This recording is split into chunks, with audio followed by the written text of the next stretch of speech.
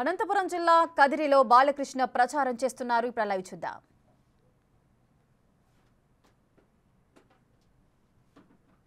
యువతనికి వాళ్ళకి కానుక పెళ్లి కానుక ఇవ్వడం, అలాగే 11 లక్షల మంది వైట్ కార్డు హోల్డర్స్ కి రంజాన్ కానుక ఇవ్వడం జరిగింది.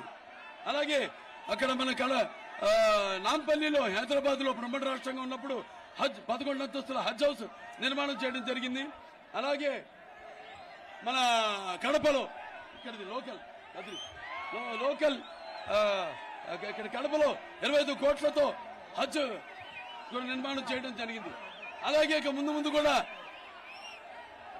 ముస్లిం వాళ్ళకి మైనారిటీస్ కి ప్రతి సంవత్సరం కూడా బడ్జెట్ లో 1,000 కోట్ల రూపాయల నుంచి 1,100 కోట్ల రూపాయలు బడ్జెట్ అదనంగా మేము ఇస్తామని చెప్పడం జరిగింది మన మేనిఫెస్టోలో.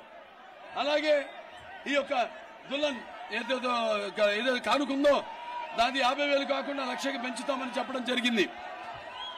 అలాగే ఈ యొక్క నూర్ భాష ఏదైతే ఫెడరేషన్ ఉందో దాంట్లో ఇప్పుడున్న 50,000 కోట్లు కాకుండా అదనంగా ఇంకో 50 కోట్లు 100 కోట్లు మంజూరు చేస్తామని చెప్పడం జరిగింది. అలాగే ఈ యొక్క ఏదైతే 4% రిజర్వేషన్ ఉందో ఉద్యోగాల్లో అలాగే చదువుల్లో వాటికి చట్టబద్ధత కల్పిస్తామని దానికి ప్రయత్నిస్తామని కూడా పేర్కొనడం జరిగింది.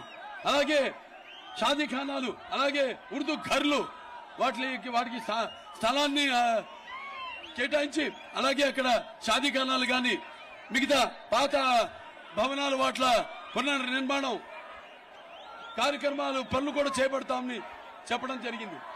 అలాగే ఇక్కడ ముందుగా ఈ కదిరి విషయానికి వస్తే అలాగే ఇక్కడ చూస్తే మనం అటువంటి నేనేదైతే కదిరి గురించి పేర్కొన్నానో ఇక్కడ కదిరి యొక్క మౌనత కదిరి యొక్క నియోజకవర్గాన్ని జగన్ రెడ్డి అభివృద్ధికి ఆమడ దూరంలో ఉంచారు. గోరంతా చేసి కొండంతగా చెప్పుకుంటున్నారు. ఇవాళ రేపు తెలుగుదేశం పార్టీ అధికారంలో రాగానే అలాగే తాగునీటి సమస్య ఉత్పన్నం కాకుండా చెర్లపల్లి రిజర్వాయర్ నుంచి ఇక్కడ పట్టణానికి నీరు అందిస్తామని ఈ సభాముఖంగా మీ అందరికీ తెలియజేస్తున్నాను. అలాగే ఈ పట్టణ డ్రైనేజ్ సిస్టమ్ అంటే భూగర్భ డ్రైనేజ్ వ్యవస్థను మేము తీసుకొస్తామని చెప్తున్నాం. అలాగే ట్రాఫిక్ సమస్య లేకుండా ఇక్కడ పాలిటెక్నిక్ కాలేజ్ నుంచి రాయచోటి ఏదైతే రహదారి ఉందో దాని మీదుగా కౌలేపల్లి గేట్ జాతీయ రహదారికి అనుసంధానం చేస్తూ ఈ యొక్క కదిరి రింగ్ రోడ్ ని పూర్తి చేస్తాము అని మీకు తెలియజేసుకుంటున్నాను. అలాగే ఎన్పి కుంట అలాగే గాండ్ల పెంట మండలాలకు అందరి ద్వారా మీకు సాగునీరు అందిస్తామని ఈ సభాముఖంగా మీకు తెలియజేస్తున్నాను.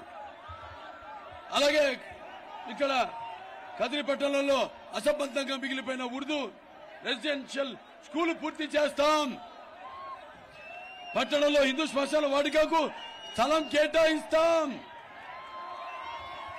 మీరు చూస్తున్నాం ఇంకెన్ని దౌర్జన్యాలు చేస్తున్నారు వైకాపా ప్రభుత్వం చేసిందో ఇంకా వాళ్ళ ఆటలు సాగో. మొన్నటి డాక్టర్ సుధాకర్ ఏమైంది?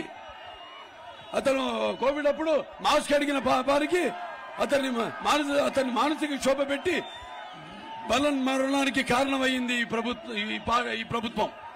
అలాగే జడ్జి రామకృష్ణ గారిని ఆయన కూడా మానసిక వేదనకు గురి చేశారు. అలాగే ప్రభుత్వ విధానాలను ప్రభుత్వ యొక్క వ్యతిరేకతను వాళ్ళు ప్రజలు బయటకు వచ్చి దాన్ని వ్యతిరేకిస్తే